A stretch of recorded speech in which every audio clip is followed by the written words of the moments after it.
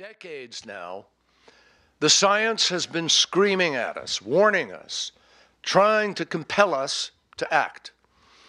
And I just want to underscore that. It may seem, obvious to you, but it isn't to some.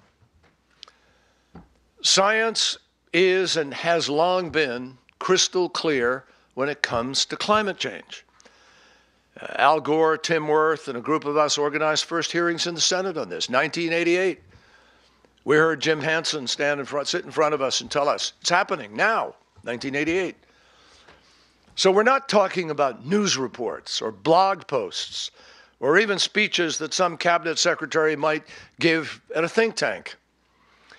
We're talking about a fact-based, evidence-supported, peer-reviewed science. And yet, if you listen to some people in Washington or elsewhere, you'd think there's a question about whether climate change really is a problem or whether we really need to respond to it. So stop for a minute and just think about the basics.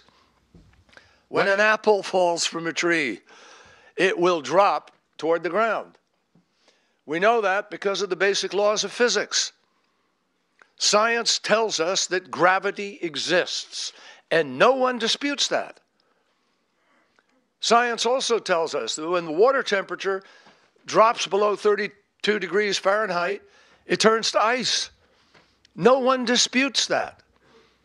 So when science tells us that our climate is changing and human beings are largely causing that change, by what right do people stand up and just say, well, I dispute that, or I deny that elementary truth? And yet there are those who do so. Literally a couple of days ago, I read about some state officials who are actually trying to ban the use of the term climate change in public documents because they're not willing to face the facts. Now, folks, we literally do not have the time to waste debating whether we can say climate change. We have to talk about how we solve climate change. Because no matter how much people want to bury their heads in the sand, it will not alter the fact that 97% of peer-reviewed climate studies confirm that climate change is happening and that human activity is largely responsible. I have been involved in public policy debates now for 40 plus years, whatever, since the 1960s. It is rare, I can tell you, after 28 years plus in the Senate, to get a supermajority of studies to agree on anything. But 97% over 20 plus years? That is a dramatic statement of fact that no one of good conscience has a right to ignore.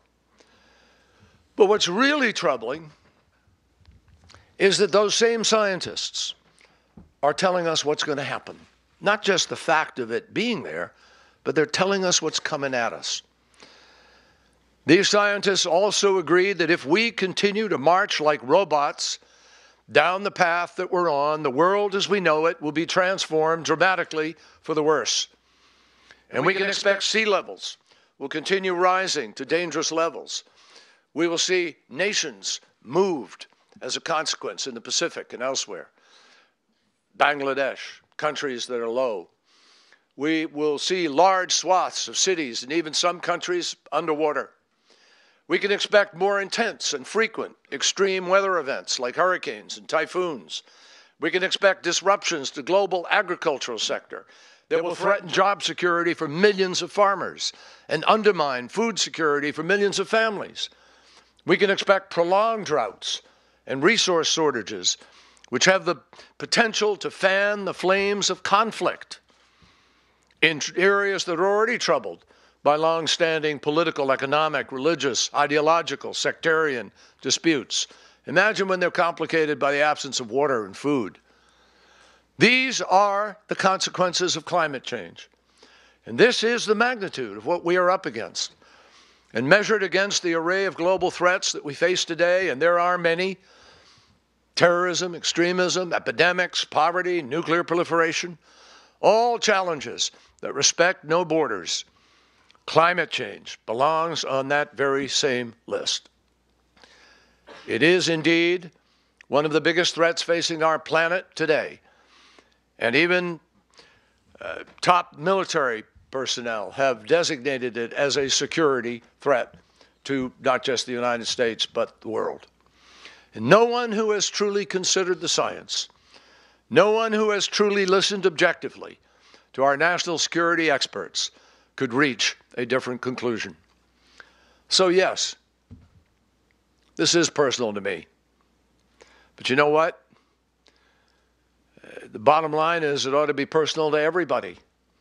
Every man, woman, child, business person, student, grandparent, wherever we live, whatever our calling, whatever our personal background might be. This issue affects everyone on the planet.